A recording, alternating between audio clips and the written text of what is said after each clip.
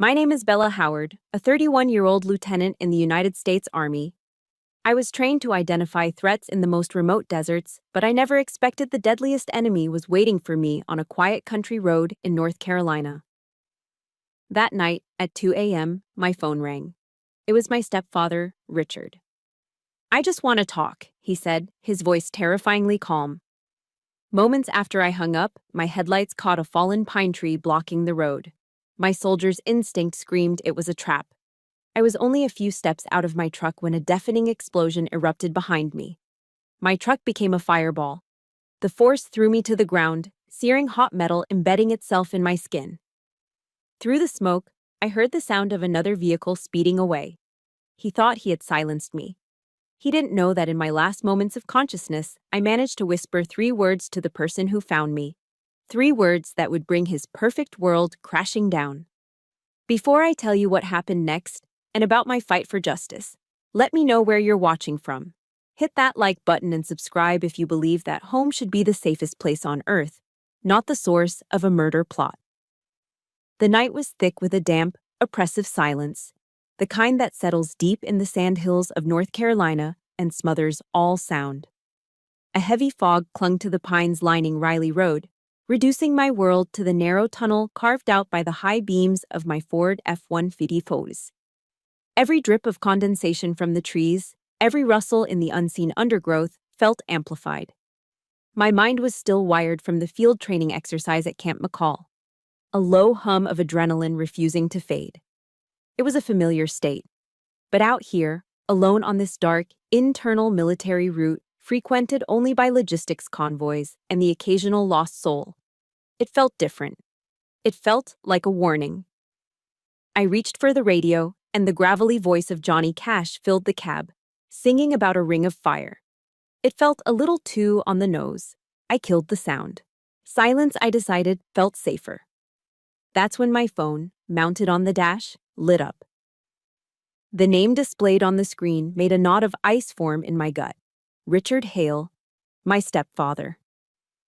My heart hammered against my ribs, a frantic, trapped bird. I hadn't answered his calls in 3 weeks, a small act of rebellion that I knew was driving him insane. This time, my thumb betrayed me, swiping to answer before I could think it through. His voice slid through the speaker, not with the rage I expected, but with a chilling, artificial calm. "Bella, where are you? I just want to talk." The words hit me like a physical blow. They were the exact same words he'd used when I was 15, right before he'd taken the scale model of the USS North Carolina, a ship my real father had left me, and smashed it to pieces on the garage floor. It was his signature move, the calm before he destroyed something you loved. "I'm heading back to base," I said, my voice clipped, professional. "All soldier, no daughter." A dry, mirthless chuckle came through the phone. "Always the stubborn one." Then, the line went dead. The silence that rushed back in was heavier now, colder. I gripped the steering wheel, my knuckles white, the echo of his words a poison in the air. A few miles later, it happened. My headlights cut through the gloom and hit it, a massive loblolly pine, lying clean across the 2-lane road. It wasn't splintered like it had been felled by a storm. Its base was cut too neatly. Everything about it was too perfect, too deliberate. My training took over instantly, overriding any civilian disbelief. In Afghanistan, a roadblock like this, especially on a route known to you, meant one thing: IED, an improvised explosive device. And here, on a military road in the heart of North Carolina, my gut told me it was no different. I didn't slow down. I braked hard, bringing the F-150 to a halt a good 50 yards from the tree line. I killed the engine and the lights, plunging myself into near-total darkness. The only light was a faint moon, filtered through the thick canopy and fog. My hand went instinctively to the glove compartment, my fingers closing around the cold, familiar grip of my Sig Sauer P320. I was trained to face threats, not to run from them. Slipping out of the truck, I closed the door with a soft click. The air was heavy with the smell of damp earth and sharp pine resin. I moved off the asphalt, my boots sinking into the soft soil at the edge of the woods. My plan was to flank the obstacle, to use the cover of the trees to see what was on the other side. The silence was absolute now. Terrifyingly so. No crickets, no night birds, nothing. There was only the sound of my own blood roaring in my ears, the thud of my heart a frantic drum against my ribs. I knew I was being watched.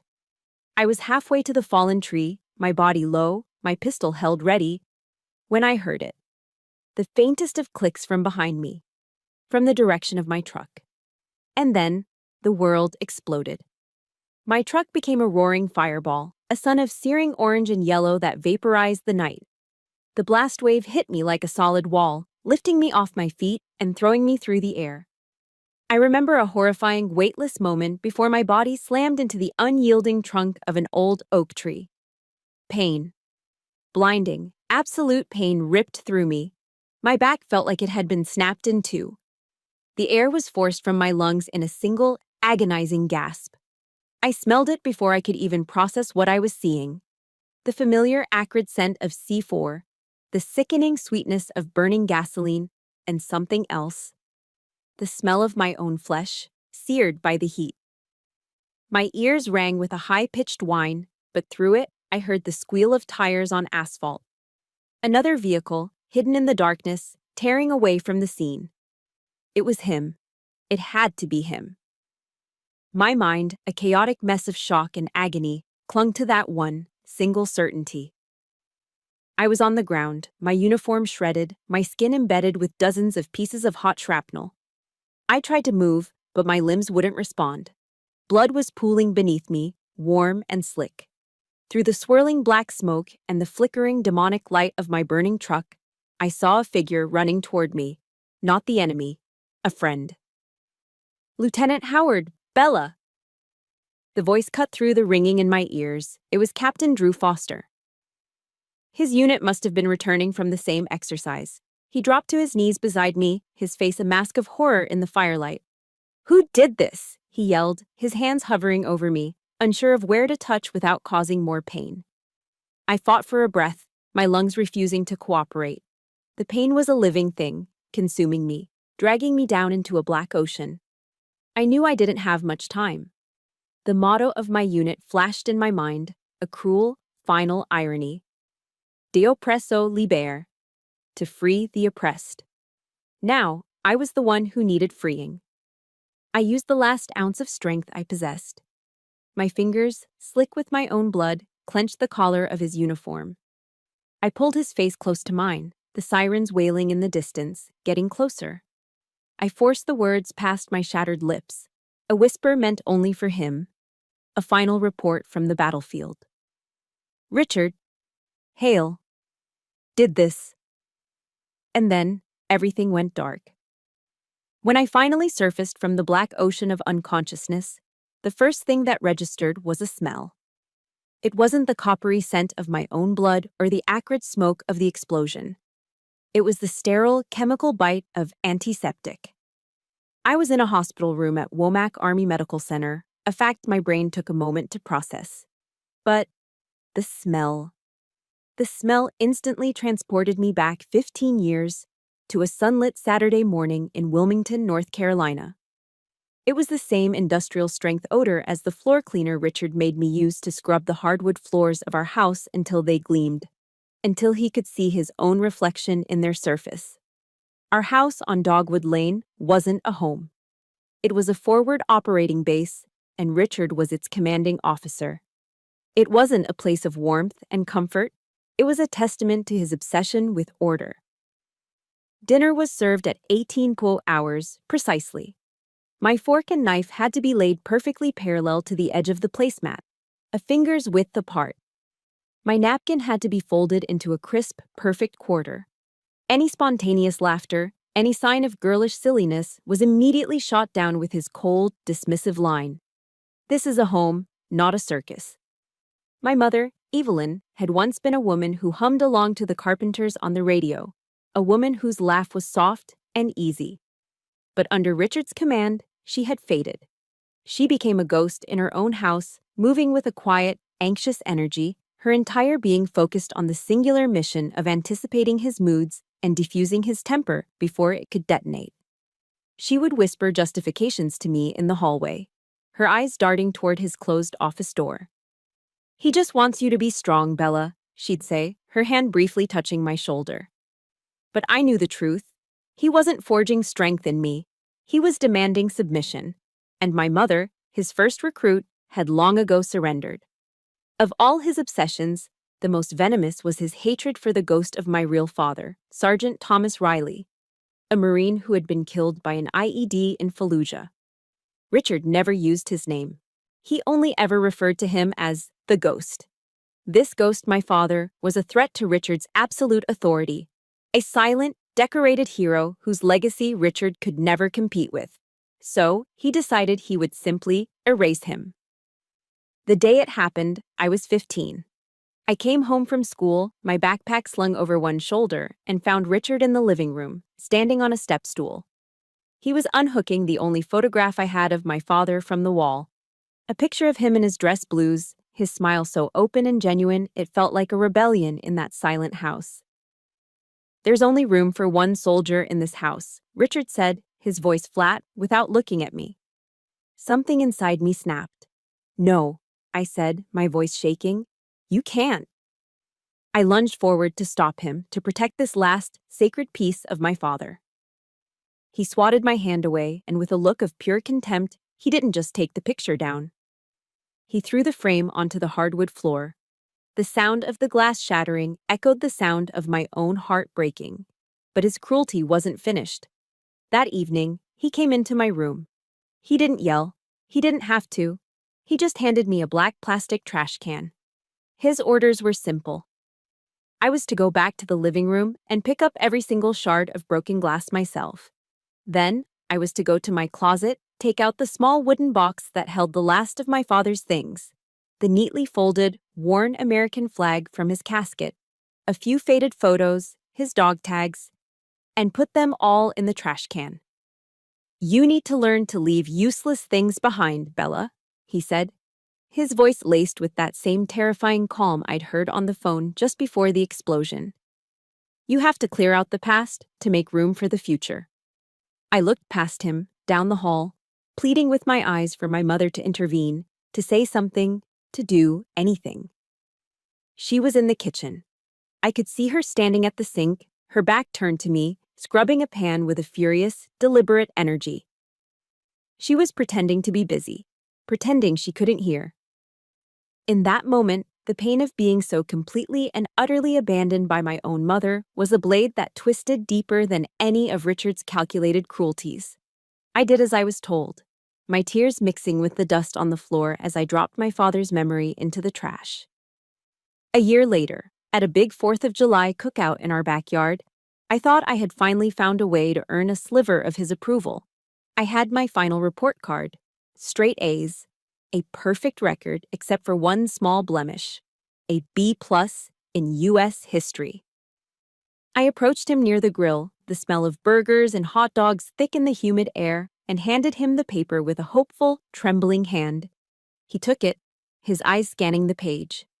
All our relatives were there, aunts, uncles, cousins, their chatter filling the yard. Richard held up the report card. For a second, I thought he was going to praise me. Instead, in front of everyone, he tore it cleanly in half.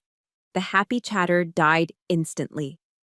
"A B+, he announced, his voice carrying across the silent yard.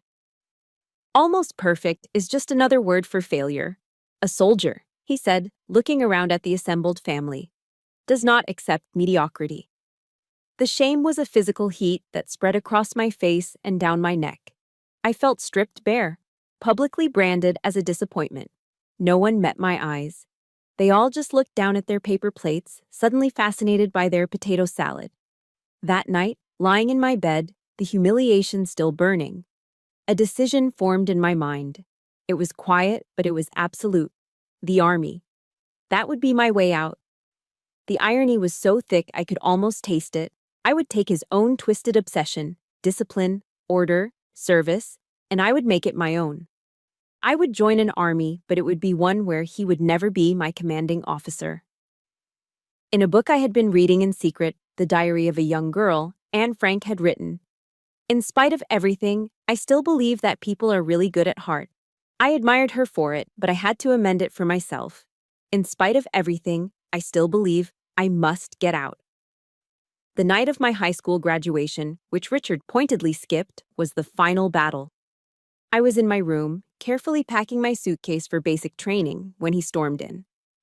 Without a word, he grabbed the open suitcase, flipped it over, and dumped my neatly folded life onto the floor. "Who the hell do you think you are?" he roared, his face inches from mine. "You think you're better than this? The world out there will eat you alive, and you'll come crawling back here, begging me to take you back." But for the first time, he saw something in my eyes that wasn't fear. It was defiance. Cold, hard, and unbreakable.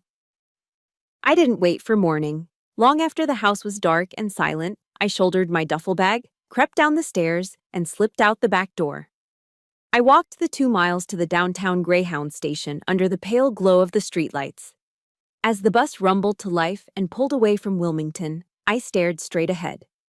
I didn't allow myself a single glance back at the town, the house, or the life I was leaving in ashes. The girl who had tried so desperately to please everyone died on that bus. And a soldier was beginning to rise. If you've ever been made to feel like you weren't good enough by the very people who were supposed to build you up, hit the like button for every kid who found the strength to walk away. And in the comments, just type a single word: survivor. Let's fill the screen with it. 8 years. 8 years since that midnight Greyhound bus had carried me away from Wilmington. I had built a life, a career, and an identity entirely separate from the girl who fled. I was Lieutenant Bella Howard now. I had served a tour in Afghanistan. I had led soldiers. I had faced down threats far more tangible than a domineering stepfather. So, when the Army, in its infinite and often ironic wisdom, cut my new transfer orders for Fort Liberty, less than a 2-hour drive from my past, I told myself it didn't matter. I was a different person. That house, that man, had no power over me anymore. I promised myself I would keep my distance, a clean, professional separation. But a few weeks in, a nagging feeling began to eat at me. Was it a daughter's lingering sense of duty? Or was it something darker, a morbid curiosity to see the battlefield of my childhood one last time? I convinced myself it was the former, a necessary check-in, one visit, a few hours, then I would be done. Pulling up to the ranch-style house on Dogwood Lane felt like stepping into a time warp. The lawn was, as always, manicured to perfection, each blade of grass standing at attention. The trim on the windows was a crisp, military white. From the outside, it was the picture of suburban peace. But I knew better. I knew it was a carefully constructed facade, a stage set for a tyrant's one-man show. I took a deep breath before ringing the bell. The door opened, and there was my mother. She looked fragile. The 8 years had carved new lines around her eyes and mouth, and she seemed to have shrunk. Her shoulders perpetually stooped as if under an invisible weight. She pulled me into a hug that felt brittle, all sharp angles and tense muscles. "Bella, I'm so glad you're home," she whispered, but the words felt rehearsed. Her eyes weren't focused on me.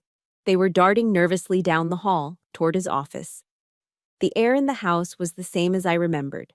Still, heavy and carrying the faint, sharp scent of bleach, as if she were in a constant battle to scrub away a stain no one else could see.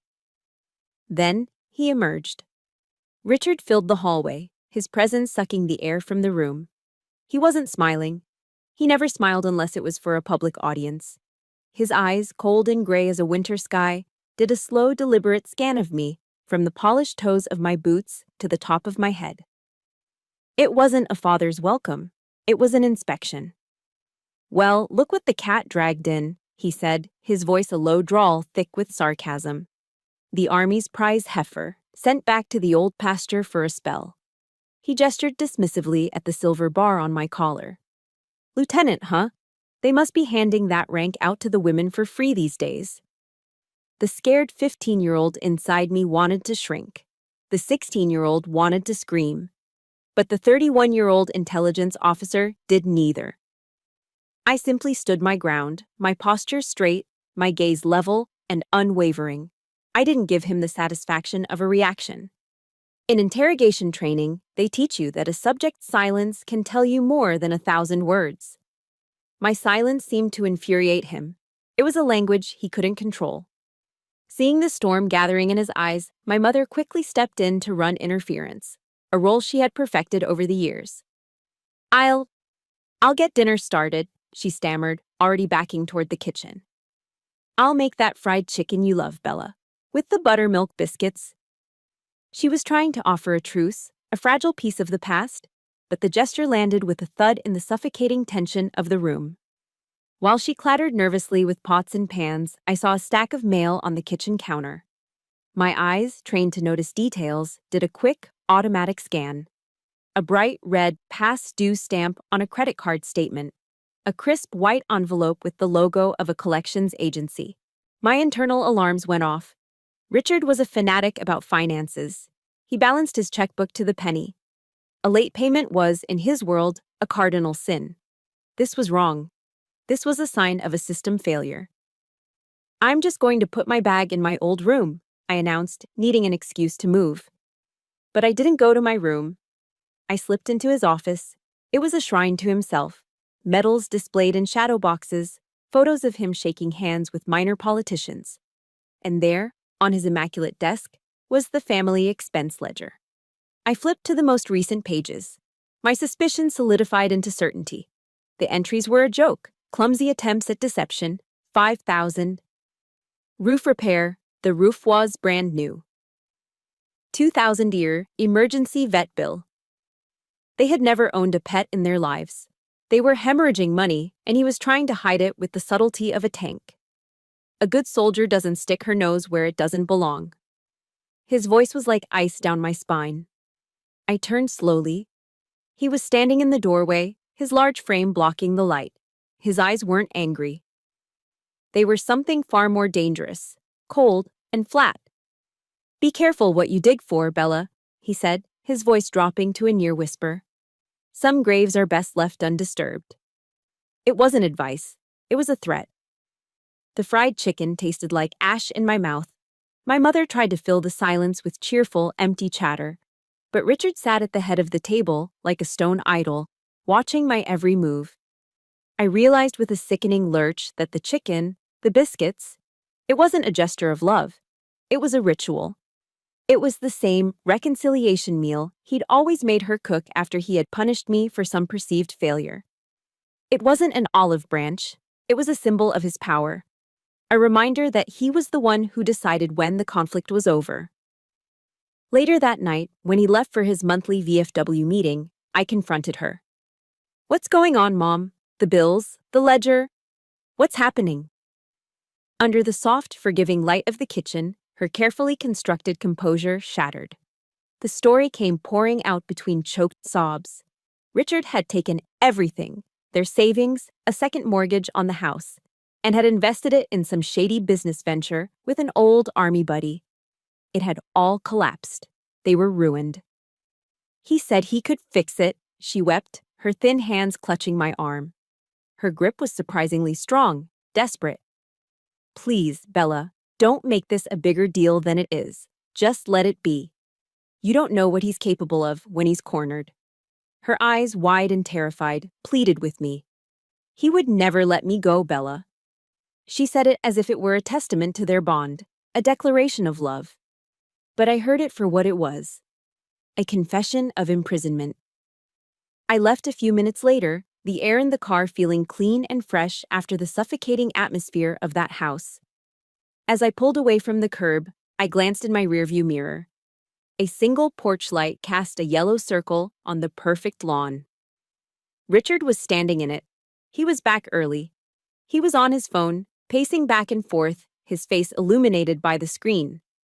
Even from a distance, I could see the rage in his features, his mouth a hard, angry line. My mother's warning echoed in my head. You don't know what he's capable of. I didn't know then that he was a man who would rather commit murder than face public failure. I didn't know that his perfect world was built on a foundation of lies so fragile that my mere presence was enough to bring it all crashing down. And I didn't know that the next phone call he made would be to me, on a dark and foggy road, a call that was meant to be my last.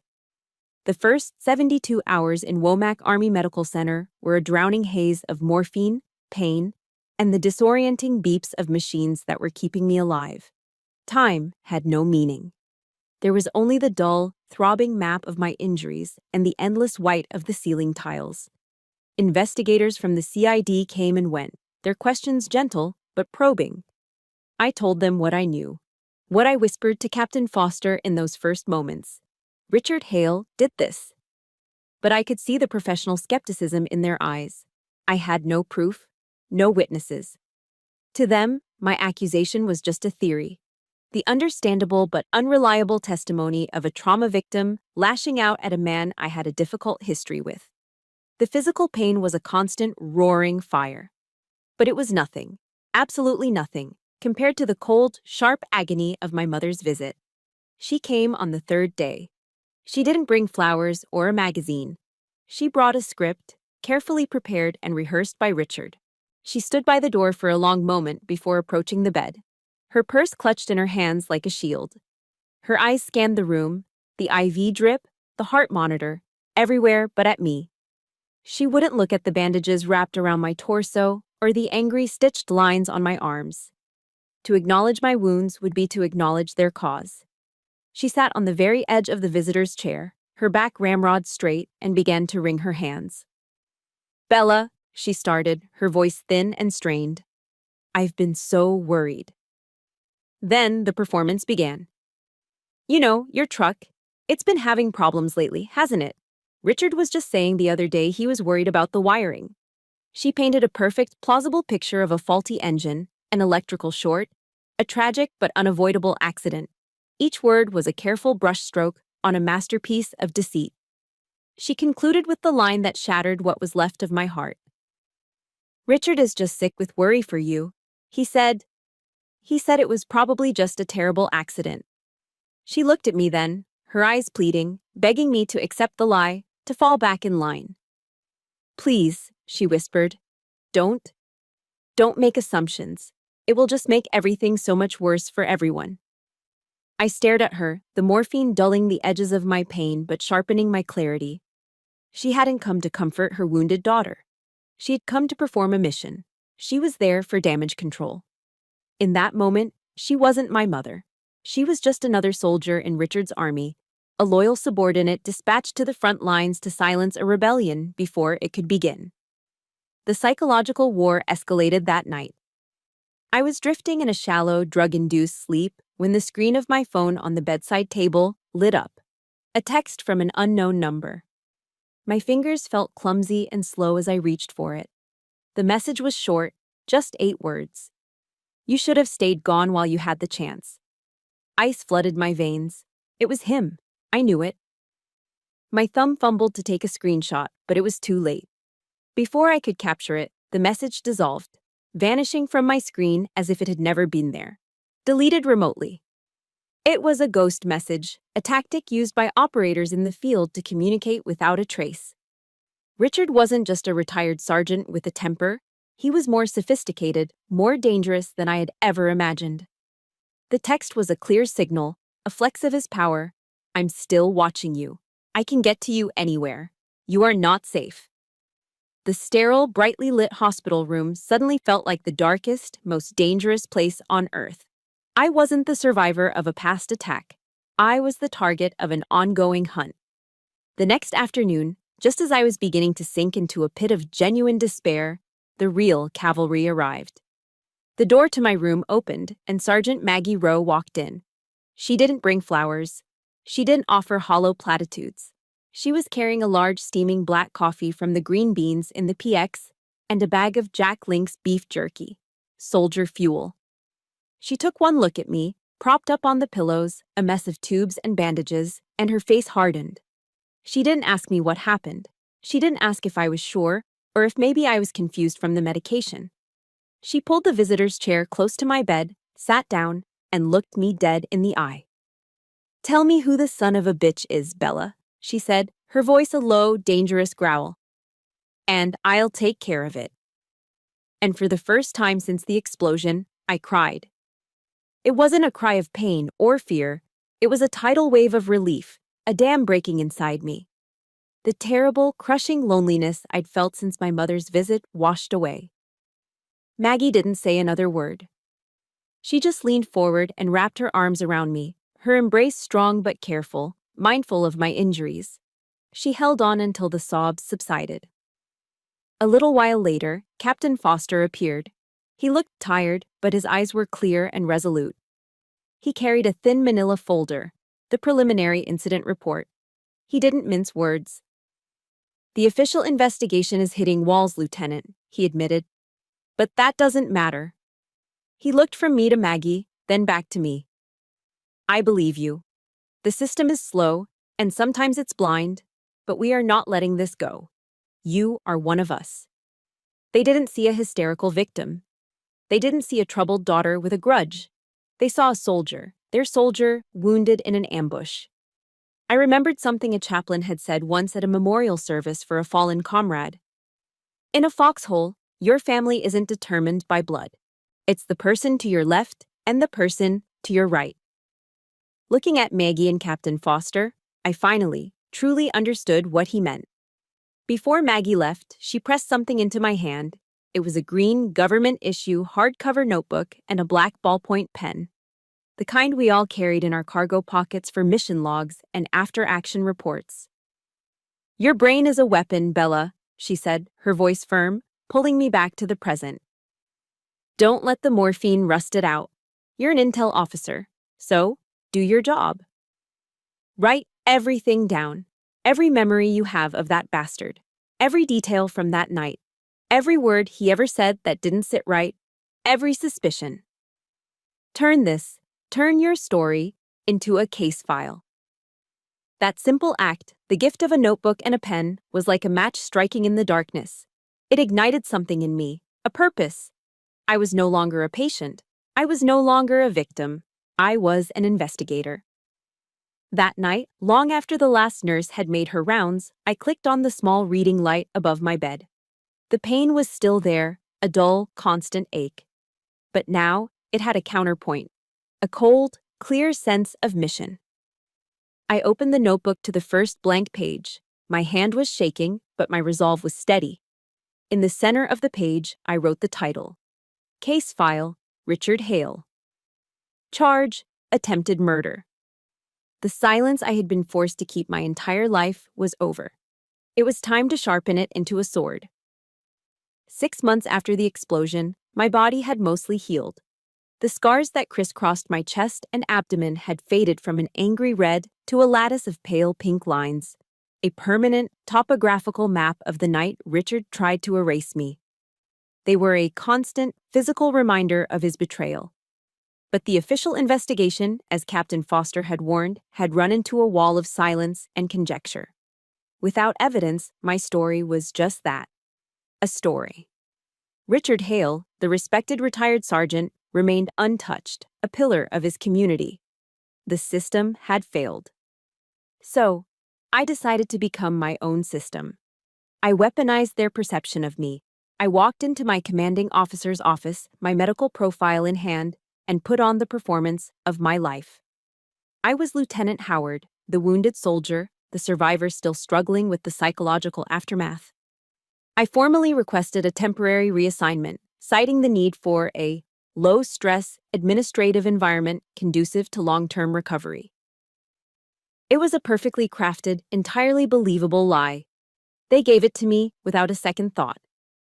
I was assigned to a desk job at the Army Intelligence Liaison Office, a quiet bureaucratic corner of Fort Liberty that most career officers avoided like the plague. To anyone else, it was a dead-end assignment. To me, it was the keys to the kingdom. My security clearance, combined with the office's function as an information hub, granted me legitimate, authorized access to JWIX, the Joint Worldwide Intelligence Communications System, and a constellation of other federal and military databases a standard line officer could only dream of. My quiet, beige cubicle, with its government-issue computer and overflowing inbox of routine paperwork, became my secret war room. My life split into two. By day, I was the model of a recovering officer. I was diligent, quiet, and efficient. I processed intelligence summaries, liaised with other agencies, and kept my head down. I was utterly unremarkable. But the moment the clock hit 5 and the office began to empty, my real mission began. The building would fall into a deep, humming silence, broken only by the click of my keyboard and the low hum of the servers. And I would begin my hunt. The first thread came from Maggie. She was working in personnel and managed to discreetly pull copies of my mother's bank statements from the financial disclosure forms military families have to file. It was a risk for her, but she didn't hesitate. From there, I began to build a web. Night after night, I sat under the flat fluorescent lights, fueled by coffee so strong and black it was practically sludge. I used the exact same analytical techniques I'd been trained to use to dismantle insurgent networks in the mountains of Afghanistan. But now, my target was the man whose picture sat on my mother's mantelpiece. I pulled Richard's entire service record, meticulously cross-referencing every soldier he ever served with, every base he was ever stationed at. I dug into his financial life, pulling property deeds, vehicle registrations, and credit reports. It was during one of these deep dives into his finances that I found something that made the blood freeze in my veins. Tucked away in his credit history were several small, high-interest loans and a handful of department store credit cards, all opened within the last 2 years. The name on the accounts wasn't Richard Hale. It was Sergeant Thomas Riley. My father's name. My dead father's name. He had been using my father's identity, his clean record, and his honorable service to commit petty fraud. The rage that filled me was cold and absolute. This wasn't just about the money. It was a desecration. He had not only tried to kill me, but he was actively defiling the memory of the one good man I'd ever known. Any lingering doubt, any thought of just letting it go, evaporated in that moment. This was no longer just about survival. It was about justice. It was about reclaiming my father's honor from the man who had tried to erase it. Some nights, the sheer volume of data felt overwhelming. I'd put a movie on my laptop for background noise, something to keep me anchored. One night, it was Erin Brockovich. I watched Julia Roberts, playing a woman with no power and no resources, take down a corporate giant through sheer, relentless persistence. I looked from her face on the screen to the mountain of data I'd compiled. If she can do it, I thought, so can I. The breakthrough came on a Tuesday night, deep into my 3rd month of the search. I was running a complex query, a digital Hail Mary, cross-referencing every financial transaction from my mother's accounts over the past year against a database of discharged veterans living within a 200-mile radius of Wilmington. My eyes were burning, the columns of names and numbers blurring into a meaningless stream. I was about to give up for the night when a single line item jumped out as if it were highlighted in neon. A wire transfer. Made 1 week to the day before the explosion on Riley Road. The amount was $12,000, exactly. The recipient, a man named Frank Miller, residing in Clarksville, Tennessee, a town nestled right outside the gates of Fort Campbell. The memo line on the transfer contained just 2 words: boat repairs. My heart hammered against my ribs. Richard didn't own a boat. He got seasick in a bathtub. My fingers flew across the keyboard, a new energy surging through me. I typed Frank Miller into the military personnel database and hit enter. His service record materialized on the screen, and I felt a chill run down my spine.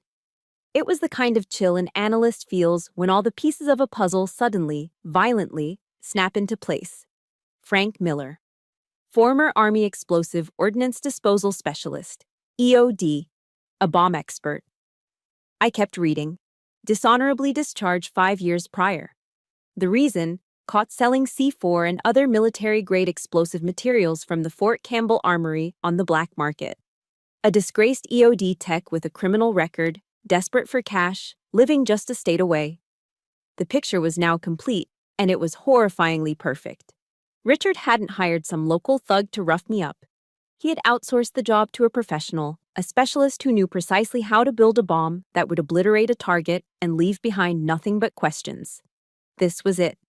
This was the link. The unbreakable chain connecting Richard Hale directly to the bomb that was meant to kill me. My movements became swift and precise. I printed Miller's entire unredacted dossier. I made a digital copy, encrypted it, and emailed it to a secure, anonymous account I had created for this very purpose. Then, moving through the system with the skill of a ghost, I scrubbed the server logs, erasing every trace of my late-night activities. I left my cubicle exactly as I had found it, another boring workspace for another unremarkable officer. That night, on the drive back to my apartment, I kept checking my rearview mirror. But for the first time in 6 months, it wasn't an act of fear. It was an old habit, a reflex that no longer held any power. I wasn't prey anymore. The hunted had just become the hunter. And my prey finally had a name.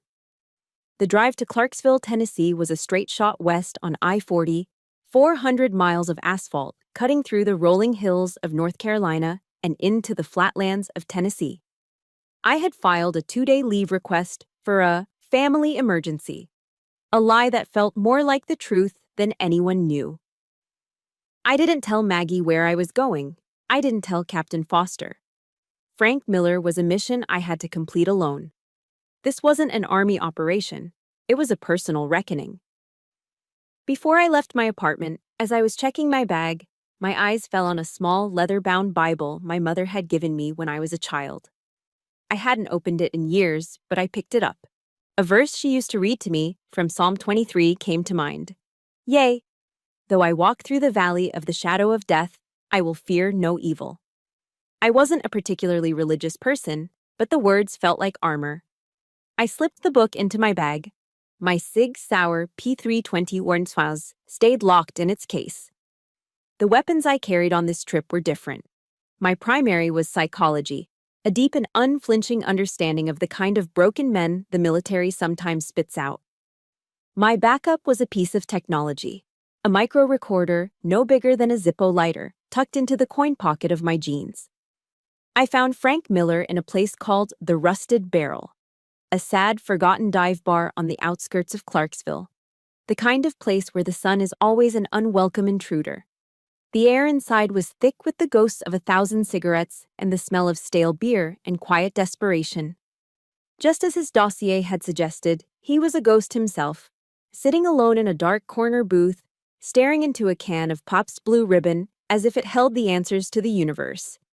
He wasn't the monster I had imagined. He was just tired. His eyes were hollow, his shoulders slumped. He looked like a man who had been defeated by life long before I ever walked through the door. I slid into the booth across from him, the vinyl cracked and cool against my skin. I placed the glass of water the bartender had given me on the sticky table. Frank Miller. My voice was steady even, not a question, but a confirmation. He looked up. There was no shock in his eyes, no panic, just a deep, bone-deep weariness and something that looked like resignation. He gave a slow, deliberate nod. Knew you'd show up sooner or later, he said, his voice a gravelly rasp. I'm Bella Howard, I said, letting my name settle in the stale air between us. I didn't need to say more. He knew who I was. I watched his eyes for any flicker of defiance, of denial. There was none. I pressed forward. You're the one who planted the bomb in my truck. The low thrum of the bar's jukebox seemed to fade into nothing. The air grew heavy, charged. He held my gaze for a long moment. Then he did something I never expected. He let out a long, shuddering sigh, the kind of exhale that carries the weight of months, maybe years, of guilt. Yeah, he admitted, his voice barely a whisper. I did. He took a long swallow of his beer. You were supposed to die. That was the plan. The confession was so direct, so immediate, it threw me off balance. I had prepared for lies, for threats, for a fight. I hadn't prepared for the simple, ugly truth. He started talking then, the story spilling out of him in a flat, emotionless monotone, as if he were reciting an after-action report. Richard had found him through an old contact from his army days, a name on a list of guys who knew how to get things done, no questions asked. The offer was $12,000 in cash. For a man with a dishonorable discharge, no prospects, and a mountain of debt, it was a lifeline. He said you were a disgrace to the family, Miller recounted, his eyes fixed on the condensation beading on his beer can. A rebellious daughter who thought she was better than everyone. Said you needed to be taught one final lesson. He paused, and when he spoke again, his voice was laced with a new layer of contempt. One directed not at me, but at Richard. He told me, "That girl. She thinks she's some kind of hero. It's time someone showed her what a real hero looks like."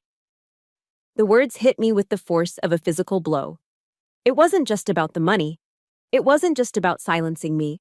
It was about his ego, his poisonous, pathetic jealousy. He wanted to destroy my identity, to shatter the one thing I had built for myself that he could never touch: my honor as a soldier. He wanted a pressure plate detonator. Miller continued, his voice dropping lower.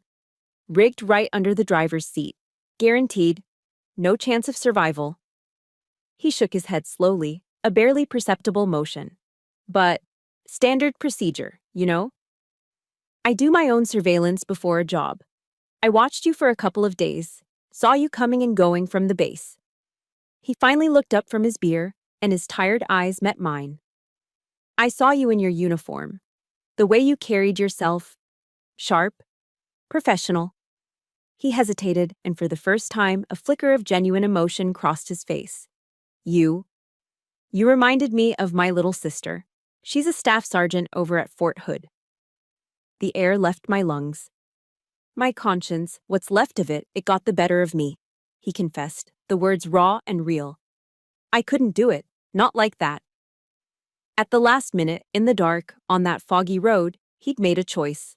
I changed the design, he explained, the EOD tech in him briefly surfacing. I switched it to a remote detonator, wired it to a motion sensor I placed on a tree near the roadblock. It was rigged to give you a chance, to make you get out of the vehicle first.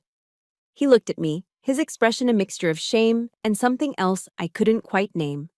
I gave you an out. A single, stunning moment of humanity from a hired killer was the only reason I was alive. The thought was so overwhelming, I couldn't speak. After a long silence, I slowly reached into the small pocket of my jeans. My movements were deliberate. I placed the tiny silver voice recorder on the table between us. It looked small, insignificant on the scarred wood. I need you to say that again, I said. My voice was quiet, but it was a command. Miller looked at the small device. Then he looked at me. I saw the calculation in his eyes, the weighing of options. And then I saw the surrender. He had nothing left to lose. He had been living in this dark, regret-filled purgatory for 6 months. Maybe this was his way out, too. He leaned forward, his voice clear and steady now, a formal declaration for an audience of one. Richard Hale, your stepfather, hired me to kill you with a car bomb, he said, the words sharp and precise. He paid me $12,000 to do it, and I did it. I reached out a steady hand and pressed the stop button. The tiny red recording light blinked off. I stood up, leaving my full glass of water untouched on the table. There was nothing more to say. No thanks, no condemnation. We were just two broken soldiers who had crossed paths in the Valley of the Shadow. I turned and walked away, leaving Frank Miller alone in the dark with his beer and his ghosts. As I pushed through the door of the rusted barrel and stepped into the cool, clean air of the Tennessee night, I took my first real breath in 6 months. The weight on my chest, the fear I had lived with every single day, was gone. I wasn't just holding a confession in my hand. I was holding the silver bullet that would finally slay the monster. I was holding the complete and utter destruction of Richard Hale. I think we all know someone who, in a dark moment, chose to do the right thing, even when it was hard. If you believe that a single act of conscience can change everything, hit the like button. And in the comments, let's honor that idea. Just type, one right choice. The drive back from Tennessee was different. The 400 miles of highway no longer felt like a lonely path into the unknown, but a warpath leading home. The silver voice recorder lay on the passenger seat, a small, dense object that held all the power in the world. I wasn't just a survivor anymore. I was armed. Back at my apartment near Fort Liberty, I didn't sleep. I didn't rest. I launched the final phase of my operation. I knew I couldn't just walk into the Fayetteville Police Department and hand them the recording. Richard was a respected figure, a man with connections. He could muddy the waters, claim coercion, hire a slick lawyer to bury the evidence in procedural nonsense for years. I couldn't risk a quiet, internal investigation that he could manipulate from the outside. I had learned from him that the most effective battles are fought and won in the court of public opinion. He needed to be dismantled, not just arrested. First, I treated the audio file like a piece of critical intelligence. I uploaded it to my encrypted laptop and embedded the original metadata, the timestamp, the GPS coordinates from the bar in Clarksville, creating a digital fingerprint that would be nearly impossible to dispute in court. This wasn't just a recording, it was a verified piece of evidence. Then, I prepared a full-spectrum information strike. At exactly 08 hours the next morning, I sent 3 separate encrypted emails. The first went to my direct superior at the Army's Criminal Investigation Division. The second went to the public tip line for the FBI's Charlotte Field Office. The third, a final backup, went to Maggie's private cloud storage. Each email contained the audio file and a brief professional summary. The subject line was the same on all 3. Evidence pertaining to the attempted murder of Lieutenant Bella Howard. By sending it to multiple agencies at once, I created a web. If one agency tried to bury it, the others would know.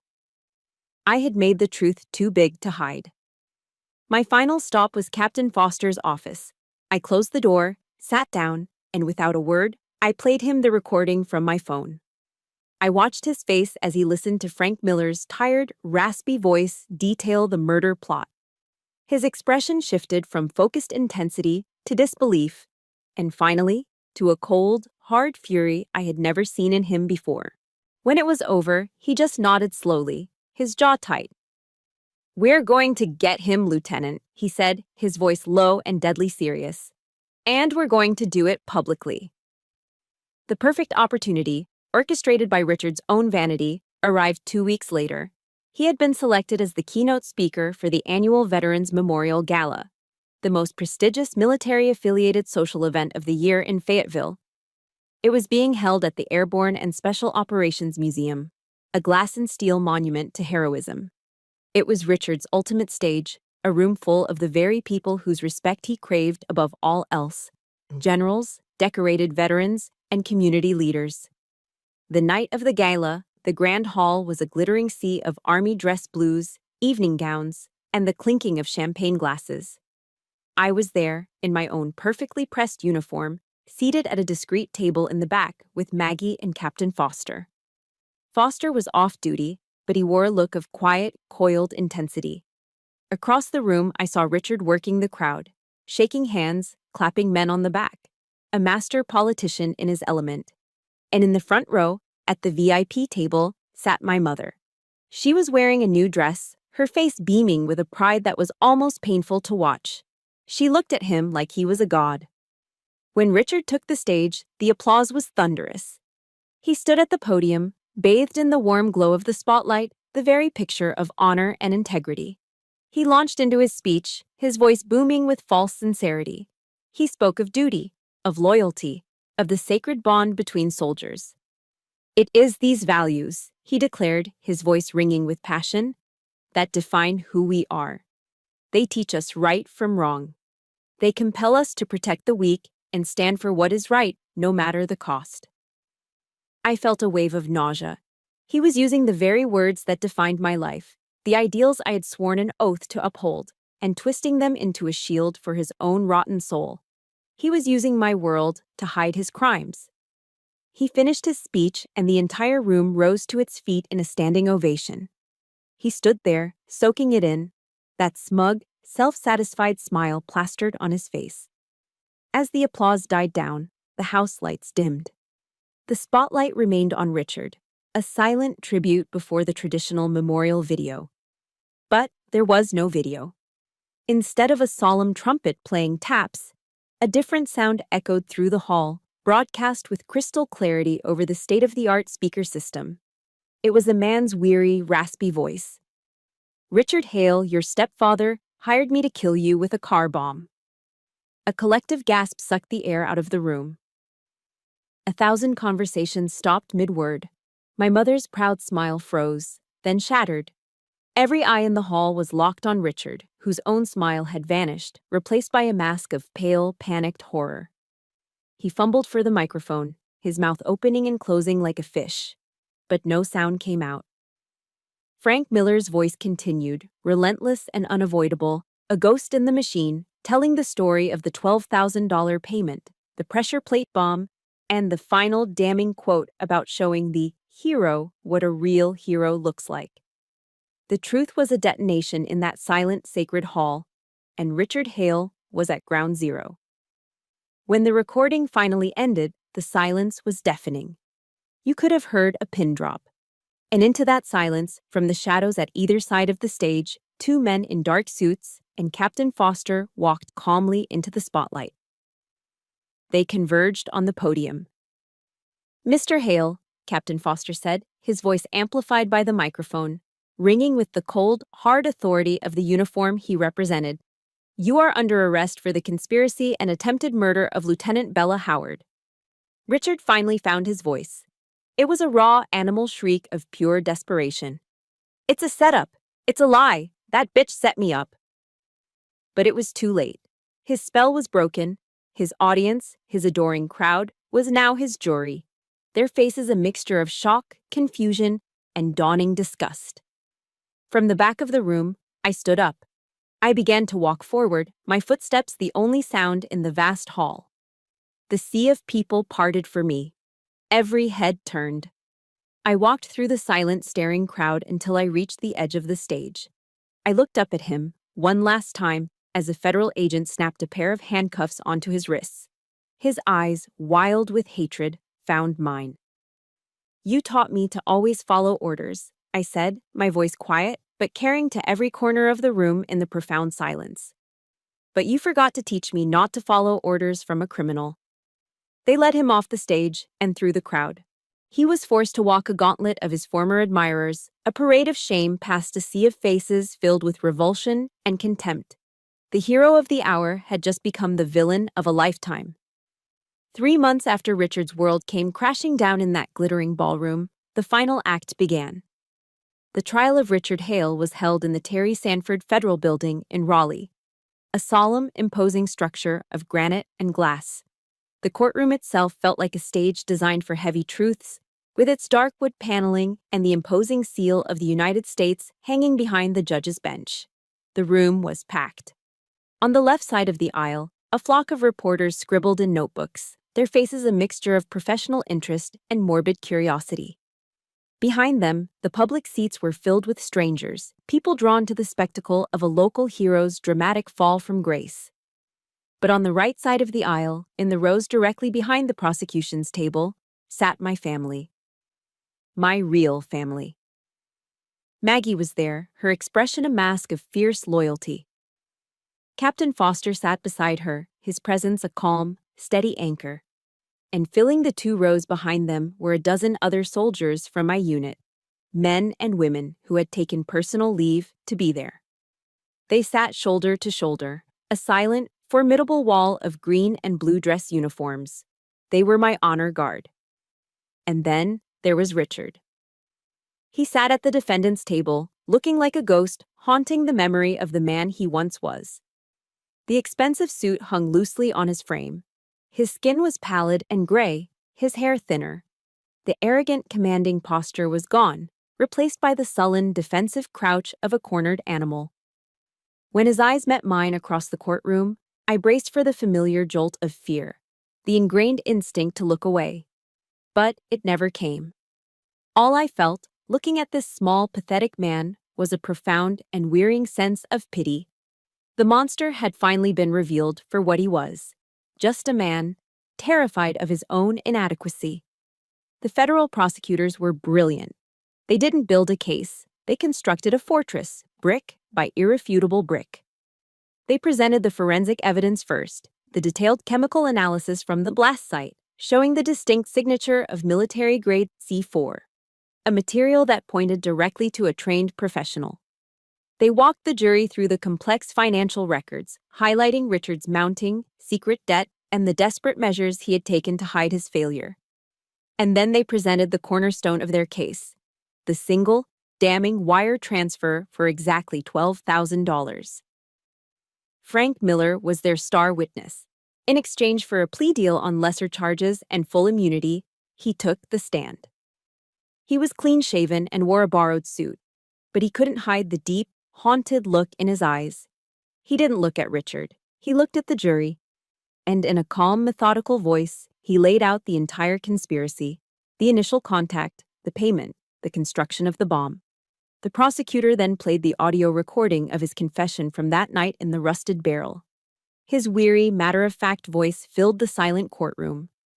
"Richard Hale, your stepfather, hired me to kill you with a car bomb." I watched the jury's faces as they listened. They weren't just hearing a confession. They were hearing the unvarnished, ugly truth, and I could see it landing. Richard's defense attorneys were slick and expensive, but they had an impossible task. They couldn't refute the mountain of physical and financial evidence, so they did the only thing they could. They attacked the credibility of the witnesses. They painted Frank Miller as a disgruntled, dishonorable criminal, a liar for hire. And they tried to paint me as a bitter, vengeful stepdaughter, a rebellious soldier with an axe to grind. Finally, the bailiff called my name. The prosecution calls Lieutenant Bella Howard to the stand. I stood up, and the rustle of my uniform was the only sound in the room. As I walked to the witness stand, I felt the weight of 100 pairs of eyes on me.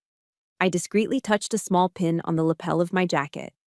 It was a replica of Justice Ruth Bader Ginsburg's iconic lace descent collar, a small secret symbol of strength that I had put on that morning. I raised my right hand, swore the oath, and sat down. I did not tell my story as a victim seeking pity.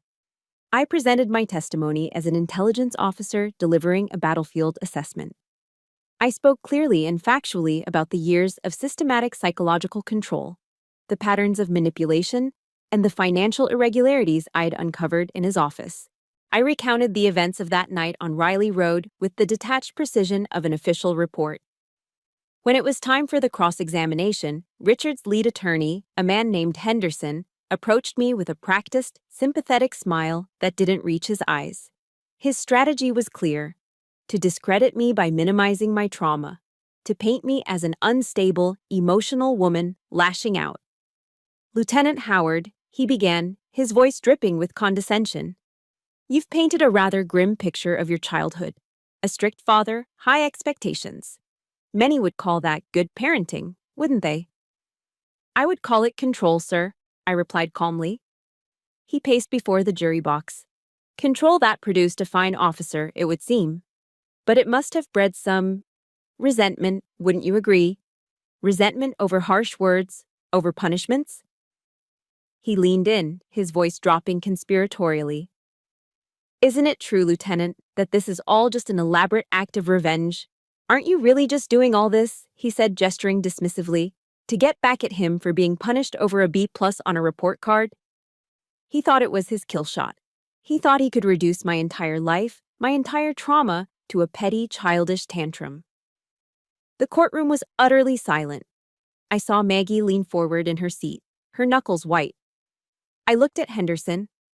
Then I turned my gaze to the 12 men and women in the jury box, making eye contact with each of them. My voice when I spoke was not emotional. It was cold. It was clear. It was the absolute truth. "Resentment didn't leave shrapnel scars on my chest, sir," I said. "The evidence did." The jury was out for only 6 hours. When they filed back in, the tension in the room was so thick I could feel it in my teeth. My hands were clasped in my lap, perfectly still, but my heart was hammering against my ribs. I did not look at Richard. I looked at the jury foreman, a middle-aged man with a tired, solemn face. He handed the verdict form to the clerk and cleared his throat. "On the charge of conspiracy to commit murder," he read, his voice steady, "we, the jury, find the defendant." He paused, and in that single, eternal beat of silence, my entire life seemed to hang in the balance. "Guilty." A collective sigh of relief swept through my side of the courtroom. I felt Maggie's hand on my shoulder. Across the room, I heard a strangled sob. It was my mother. But Richard completely imploded. The verdict was a blow that shattered his fragile, narcissistic world. He lunged to his feet, his chair scraping violently against the floor. His face was a contorted mask of pure, unadulterated rage. "I made you," he shrieked, his voice cracking, a trembling, accusatory finger pointed straight at me. "You'd be nothing without me. Nothing." The bailiffs were on him in a second, wrestling his arms behind his back as he continued to rave. As they dragged him, struggling and spitting, from the courtroom, the judge banged his gavel, his voice a thunderclap that cut through the chaos. He looked directly at me, and for the first time, I saw something other than judicial impartiality in his eyes. I saw respect. "He taught you how to survive, Lieutenant," the judge said, his voice clear and firm. "And you learned the lesson very well." The gavel fell one last time. Justice had been served. The war was over. The sound of the judge's final gavel echoed in my ears for days. The war was over. I had won. But in the quiet aftermath, sitting alone in my temporary apartment off base, I felt none of the elation I had expected. There was no triumphant surge, no sweet taste of victory. There was only a profound and hollow emptiness. The adrenaline that had been my constant companion for the better part of a year, the fuel that had driven my investigation and sustained me through the trial, simply drained away. It left behind a deep, cellular exhaustion that settled into my bones. The mission was complete. The monster was caged. But the single-minded focus that had defined my every waking moment was gone, and its absence left a terrifying void. My apartment was filled with flowers and congratulatory cards from my unit, physical proof that I was cared for, that I was not alone. And yet, I had never felt more lonely. The battle was won, but I now faced a new, undefined enemy: the silence. Richard Hale was in a federal prison, but his ghost, the shadow he had cast over my entire life, still lingered in the corners of my mind. And a single, paralyzing question hung in the air. What now? A few weeks after the sentencing, a letter arrived. I recognized the shaky, looping cursive on the envelope instantly. My mother. A familiar knot of dread and obligation tightened in my chest. I let it sit on my kitchen counter for 2 full days before I found the courage to open it. The pages inside were stained with what I assumed were tears. It was a long, rambling outpouring of regret and self-pity. She wrote about the suffocating fear that had paralyzed her for years, about how completely Richard had manipulated her perceptions, and about how she had mistaken his control for a kind of powerful, protective love.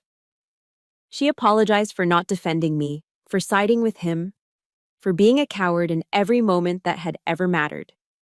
But woven between the lines of apology were the threads of her true narrative, the subtle but persistent excuses that softened the edges of her own culpability. He had a difficult past. He was under so much pressure. And then, at the very end, the real purpose of the letter revealed itself. It was not an apology. It was a petition. "I know I was wrong," she wrote, her shaky script barely legible. "But you know your stepfather loved you in his own way. Now that he's gone, I'm all alone. You won't abandon your own mother, will you, Bella?" I read the last line 3 times.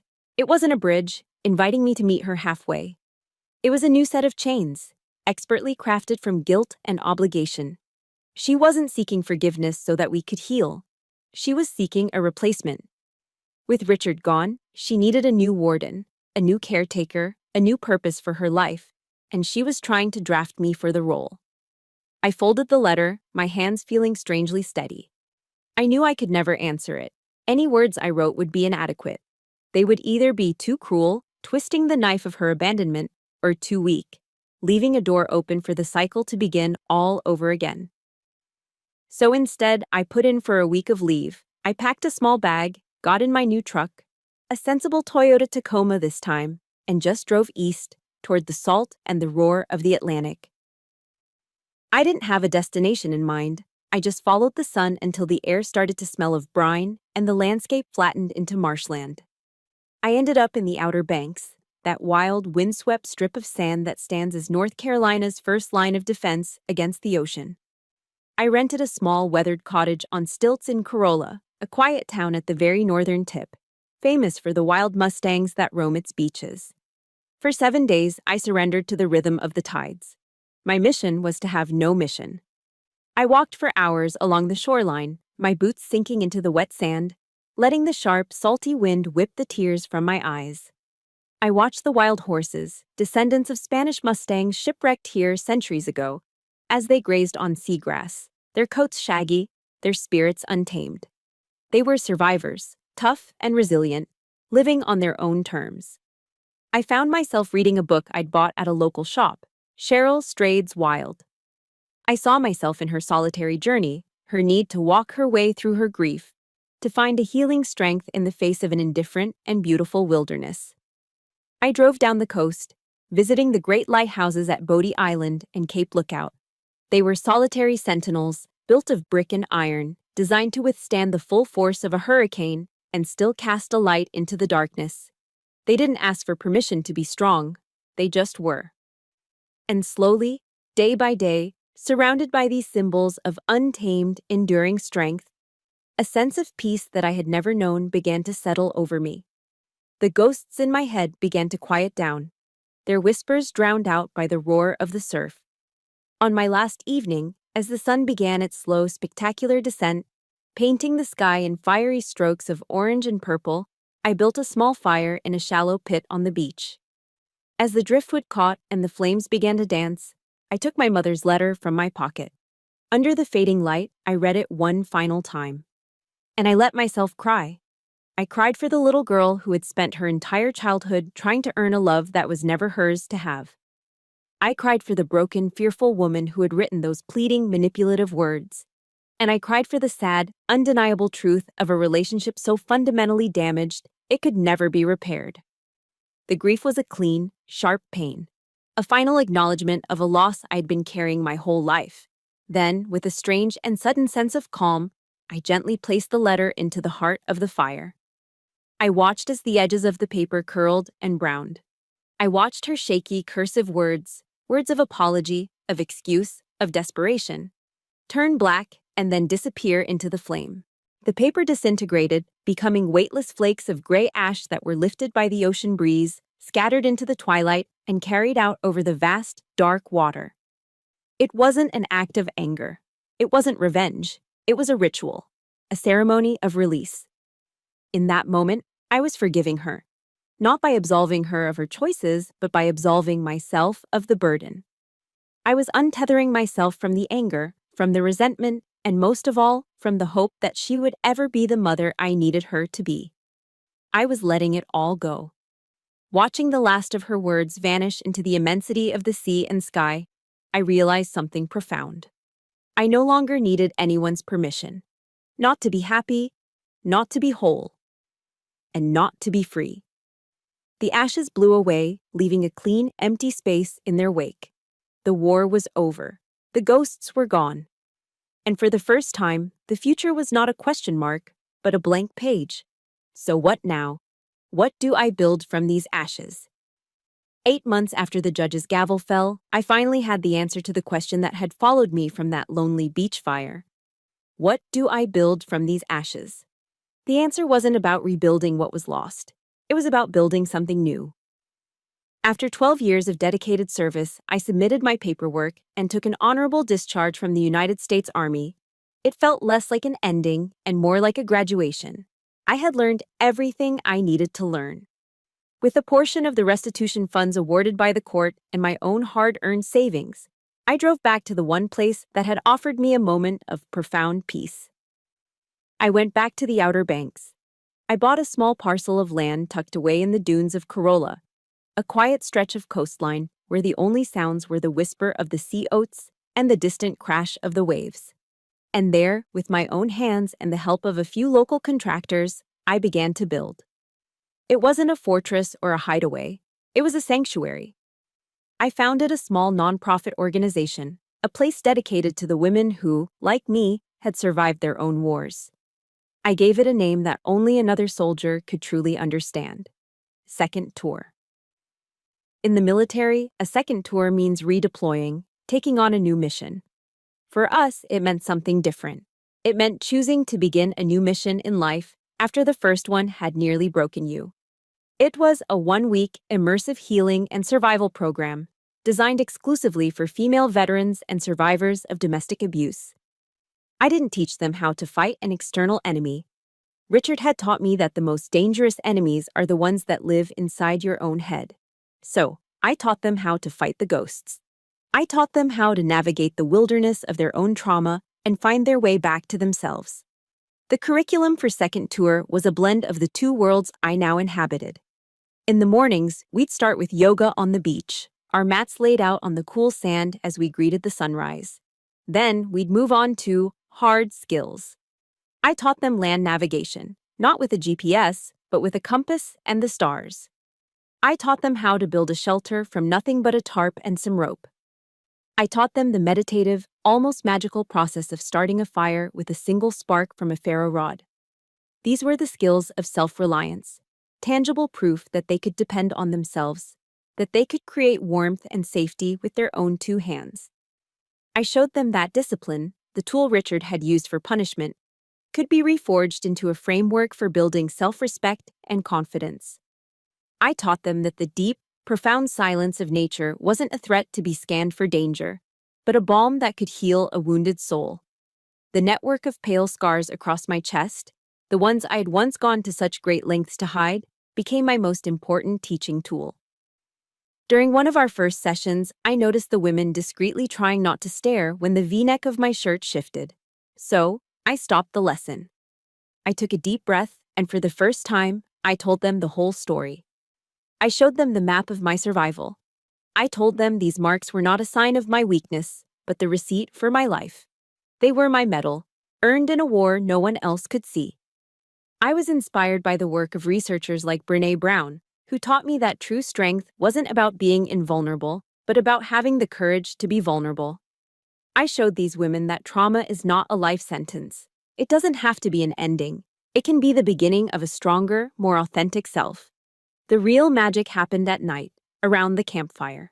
One evening, under a brilliant canopy of stars, we sat in a circle on the sand, the flames casting a warm, flickering light on our faces. A young woman, a former Marine corporal barely in her 20s, who hadn't said more than 2 words all week, began to speak. Her voice was a trembling whisper at first, but it grew stronger as she unburdened herself. She told a harrowing story of a sexual assault by a superior officer in her unit, and of the suffocating shame and fear that had kept her silent ever since. When she finished, a heavy, sacred quiet settled over our group. No one rushed to fill it. We just held the space for her, honoring the weight of her courage. After a long moment, I spoke. "Thank you for trusting us with your story," I said, my voice soft.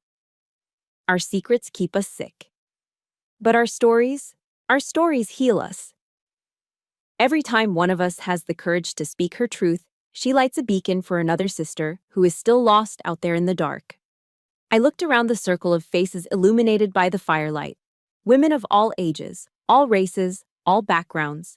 Each one was a survivor. Each one carried her own map of invisible scars. And for the first time in my entire life, I felt a sense of belonging that was absolute and unconditional. This was my unit now, my squad, my family. A family forged not in the bonds of blood, but in the fires of shared experience, mutual respect, and a fierce, unwavering compassion. This story, my story, ends on a quiet morning, just before dawn. I'm standing alone on the beach, my bare feet sinking into the cool, damp sand at the water's edge. The air is still and heavy with salt and the promise of a new day.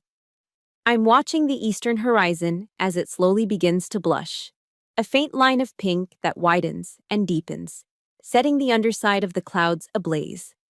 The waves are rolling in, a steady rhythmic surge and retreat, over and over. It sounds like a strong and healthy heartbeat. The ghosts are gone. The past no longer has the power to haunt me, and the future is no longer a source of anxiety. I am simply here. Present, breathing in the clean ocean air, feeling the vastness of the sky above me and the solid earth beneath my feet.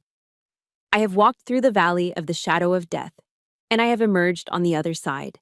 I'm standing in the light of a sunrise I built for myself. I see now that I didn't fight for revenge. I fought for this. For this quiet, simple, unshakable moment of peace. The heart that should have stopped beating that night on Riley Road, the heart that a broken, hateful man tried to silence forever, had not only survived. Instead, it had learned to beat again, stronger and freer than ever before. That sunrise I told you about wasn't an ending. It was the beginning of my true mission. I shared my full story with you, the darkness and the light, because I believe every survivor's voice is a beacon of hope for someone else still lost in the storm. Your story, whatever it may be, has that same power. If my journey has resonated with you, please hit that like button. Not just for me, but as a salute to every person who has had to fight for their own dawn. Subscribe to join a community that believes in the strength of survivors and share this story with anyone who might need a reminder that they are not alone and that a second tour is always possible. Thank you for listening.